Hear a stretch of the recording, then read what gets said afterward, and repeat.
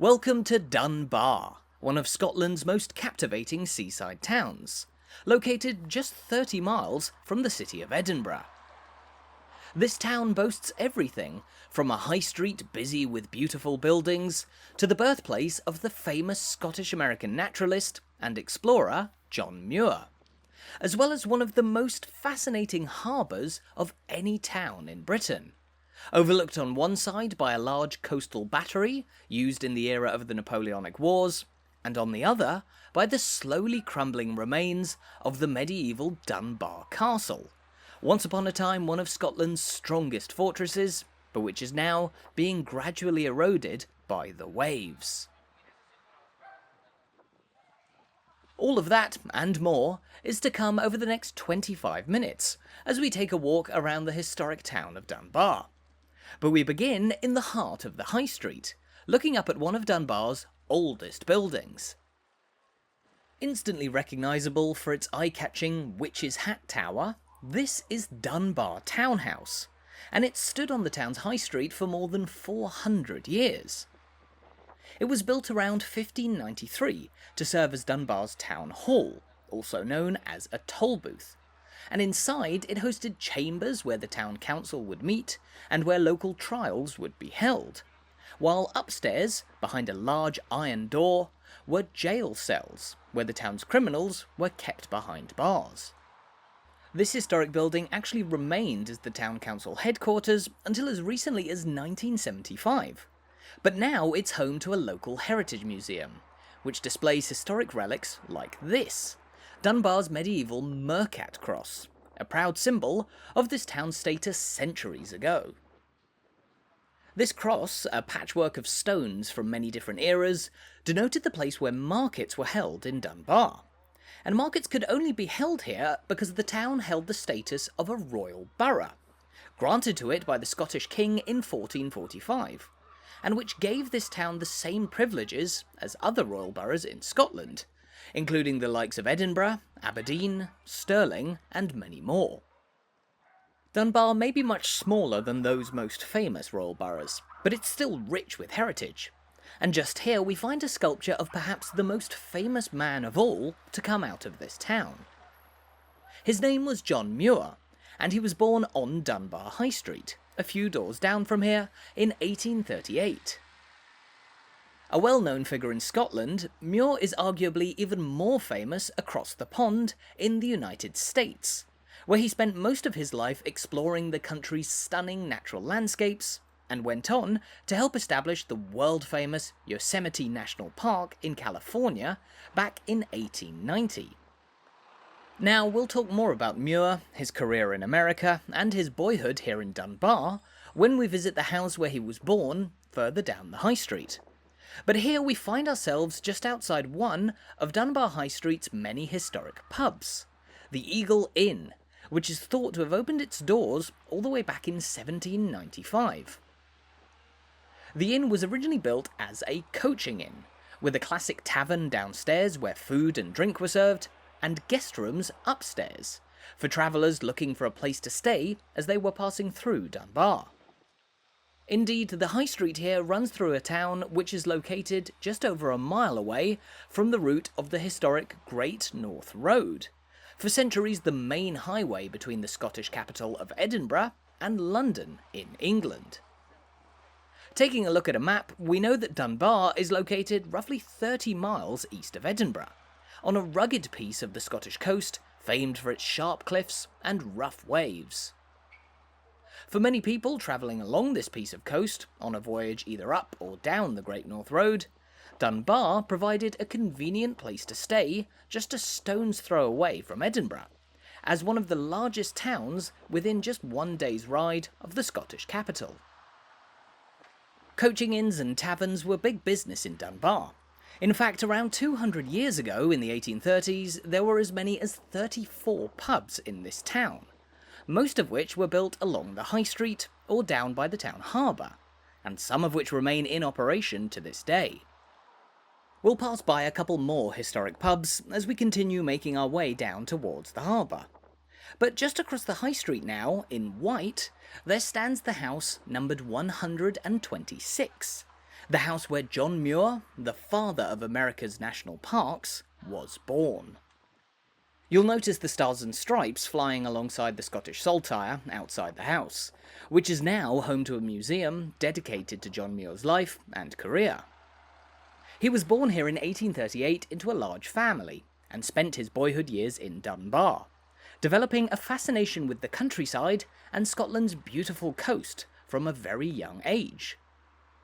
When he was 11, the family migrated to America, a nation where his love for nature only grew further. As an adult, he explored the borderlands with Canada, famously undertook a 1,000-mile walk from Kentucky to Florida, and even worked as a guide on surveys as the United States began to expand westwards. In 1878, at the age of 40, Muir settled in San Francisco, from where he began exploring the region of Yosemite in the mountains of the Sierra Nevada, and he was overwhelmed by its natural beauty, so much so that he spent the following decade campaigning for its preservation as a national park, which became a reality in 1890 as Yosemite became just the third national park in the USA. But through all that time, John Muir never forgot his roots here in Dunbar, a town surrounded by some undeniably beautiful nature, but home to some equally beautiful buildings in the heart of the town centre. For example, this enormous building, which stands imposingly at the head of the high street, is Lauderdale House, a grand mansion that began life nearly 300 years ago, around 1740. At first, the house was built for the local Member of Parliament, one James Fall, but it wasn't as big as what we see today.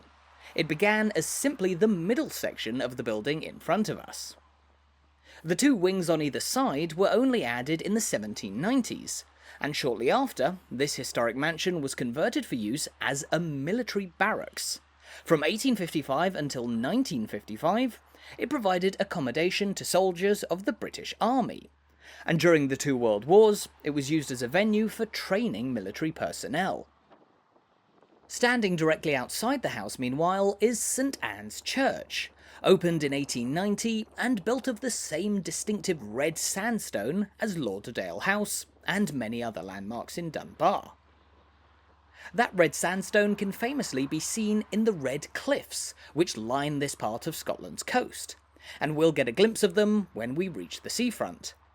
But on our way there, we'll pass more captivating local landmarks, like the pub across the road from us here, the Castle Hotel.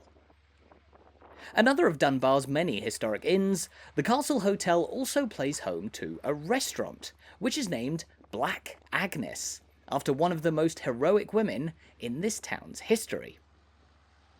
Back in the winter of 1337, Dunbar came under attack from an invading English army, who laid siege to the town's castle for no less than 5 months.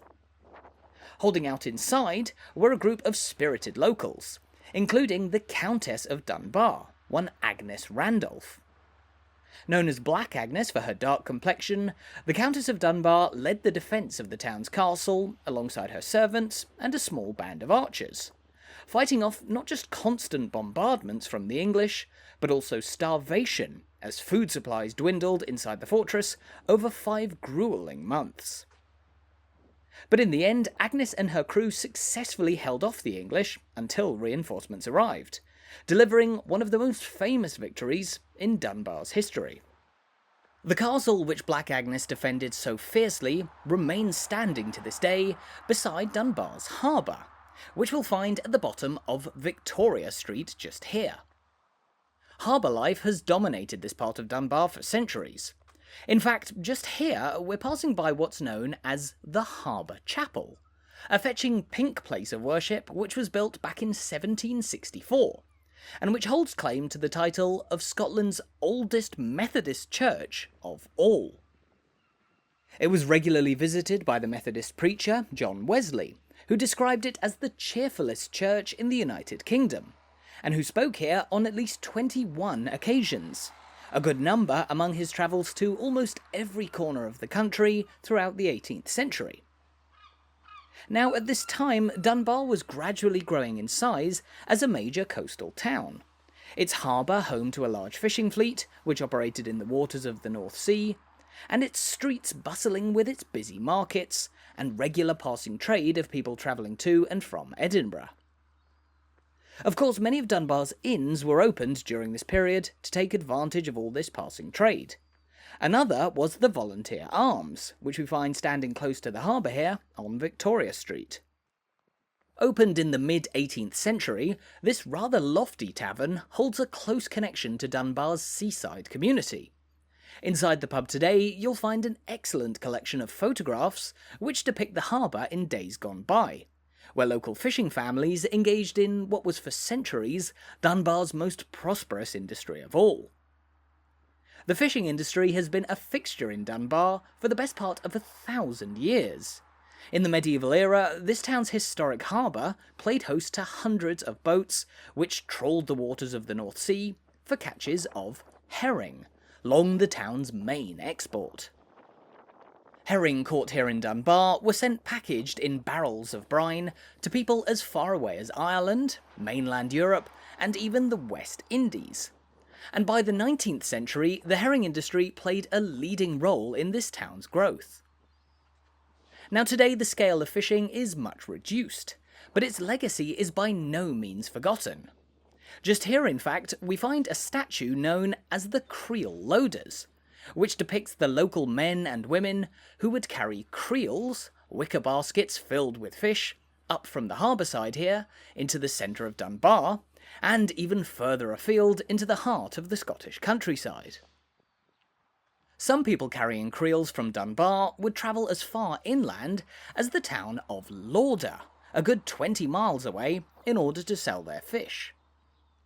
To help keep the fish in good condition on a lengthy hike like this, herring were often smoked here in Dunbar before leaving town, and many of the streets surrounding the harbour here were home to smokehouses that produced kippers, a famous treat that swept the country in the 19th century. Once again, there aren't many smokehouses in operation nowadays here in the centre of Dunbar, but the tradition isn't completely gone. If you head to the western outskirts of town, you'll find the Belhaven Smokehouse, where smoked salmon, trout and more are still produced using traditional methods. In the modern day, with fishing reduced in scale, Dunbar may no longer be quite as busy with industry as it once was, but the town remains a vibrant place. It's often remarked as one of the best places to live in East Lothian, here in southeast Scotland, with good local facilities, a friendly atmosphere, and a wealth of stunning, storied spots to hang out around town. Few better than the enthralling Victoria Harbour, which we find just here. Opened in 1842 during the heyday of the town's fishing industry, the Victoria Harbour is perhaps best known today for the building which overlooks it just in front of us, the ruins of the mighty medieval fortress of Dunbar Castle. This stone castle was originally built around 950 years ago by the Earl of Dunbar, and once upon a time it stood imposingly watching the coastline, occupying a strategic position overlooking the seas where an enemy would likely approach on its way towards Edinburgh.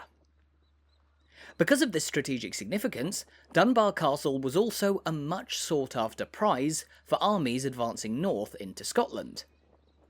The forces of countless English monarchs have targeted Dunbar Castle time and time again through history, on occasion capturing it, such as in the year 1296 under Edward I, but on most others failing to take control, repelled by spirited local defenders like Black Agnes. Over 500 years between its construction and the mid-16th century, Dunbar Castle endured no less than 7 major sieges. But the ruinous state that we see the castle in today wasn't actually the result of conflict.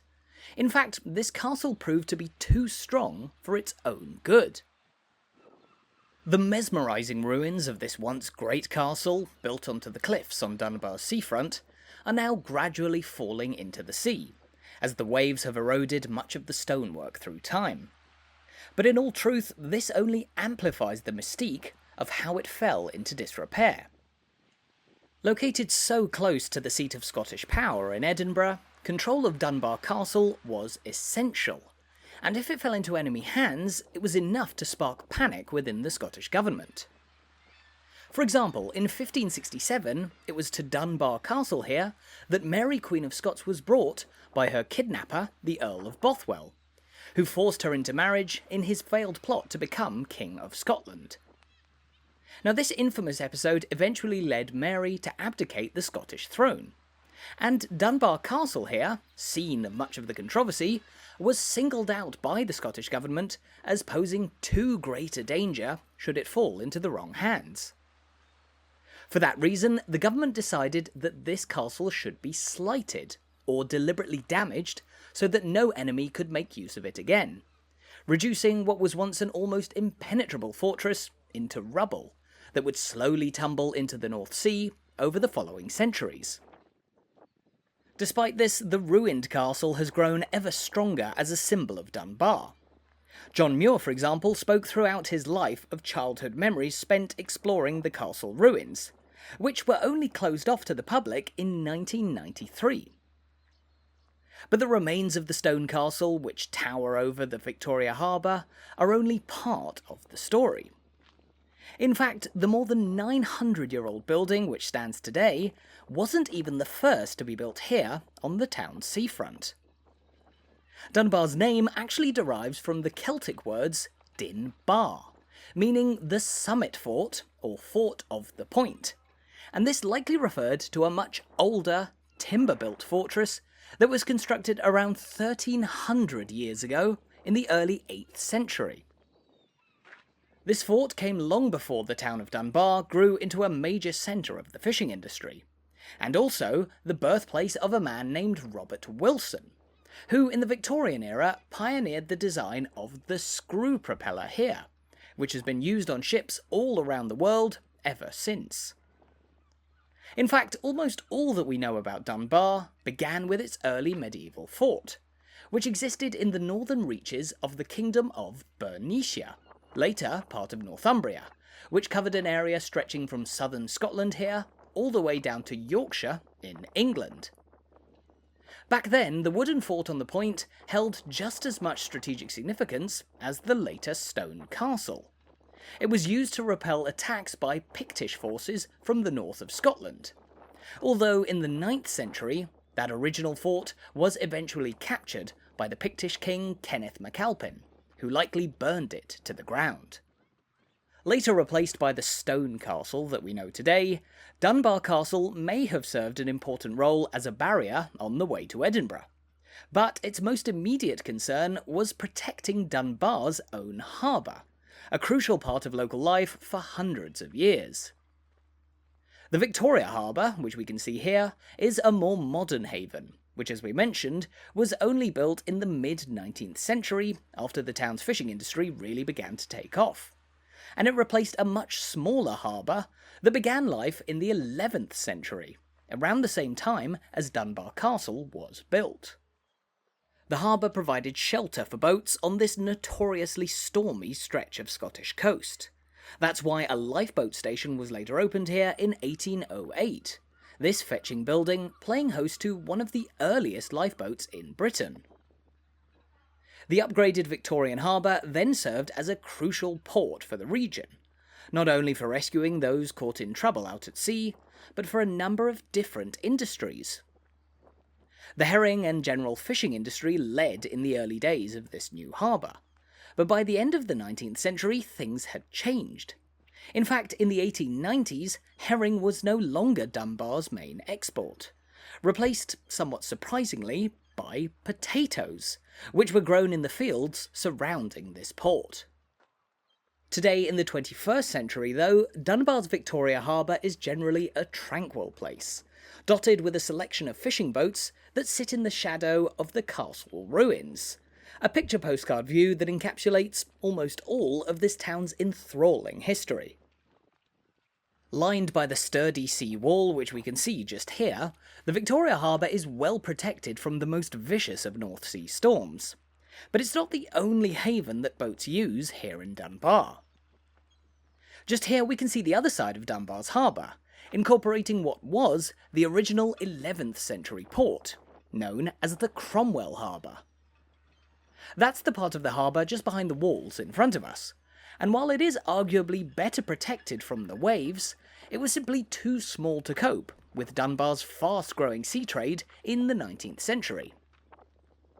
But just before the Victoria Harbour resolved that issue, Dunbar was grappling with another problem. This stone structure is known as the Dunbar Battery, and it's a defensive fort which was built overlooking the sea and the entrance to the harbour in the late 18th century, to ward off a series of threats from out at sea. Initially, the fear among the people of Dunbar was of attacks from privateers during the American Revolutionary War of the 1770s and 1780s. Ships of the American Continental Navy had actually attacked Dunbar in 1781, and so this battery, complete with 16 guns, was built onto what was a small island beside the harbour. This was good timing, because just a couple of decades later, Britain found itself in the throes of the Napoleonic Wars, when there were nationwide fears of a French invasion from across the sea. Dunbar Battery served to protect this town, and indeed Scotland, should the French Navy have ever attempted an attack. But fortunately, it never came. In fact, during its years of operation, Dunbar Battery here never actually fired a gun in anger. As fears of invasion subsided, this battery was converted into a hospital, and is today a fantastic open space for locals and visitors to Dunbar to enjoy, with some spectacular views out to sea, over the many craggy rocks and islets which dot the waters off the coast here. As we mentioned, this part of Scotland's coast is notoriously perilous for sailors. Rocks like the ones we can see here are extremely dangerous during winter storms, when they're covered by waves and can very easily lead a ship to wreck should they be hit. On the one hand, this craggy coastline, combined with the impenetrable Dunbar Castle and later Dunbar Battery, only added to the challenge for any army or enemy force intending to capture this strategically important spot from the sea. On the other hand, these natural hazards demonstrate all the more why Dunbar's harbour has been so important through the centuries, whether that be the shelter provided by the modern Victoria Harbour, or the walls of the historic Cromwell Harbour over here. Earlier we called this Dunbar's original 11th century harbour, but that's not quite the whole story. The town's first haven was actually a natural harbour around this point, and it was known as the Lammer Haven, as it was protected by the island on which we're standing now, Lammer Island. The Cromwell Harbour, surrounded by sea walls, was only built in the 1570s, as the early herring industry, with its exports to Europe and beyond, began to grow. Simply put, there have been so many changes and upheavals through time around Dunbar's magnificent and storied harbour. Whichever direction you look here, there's a tale to be told, making it an unmissable attraction in this riveting Scottish town. But sadly, having made our way down from the high street out to the seafront, it's here on the Lammer Island Battery that our walk around Dunbar has reached its end. With everything from the story of its most famous son, John Muir, to a wealth of historic taverns, and dramatic tales galore of the castle, the battery and more, there's so much to discover on a visit to Dunbar. And as we take one last look out over the enchanting Victoria Harbour, towards the castle ruins, I'd like to say thank you for watching this video, and I hope you're now looking forward to making your own visit to Dunbar sometime soon.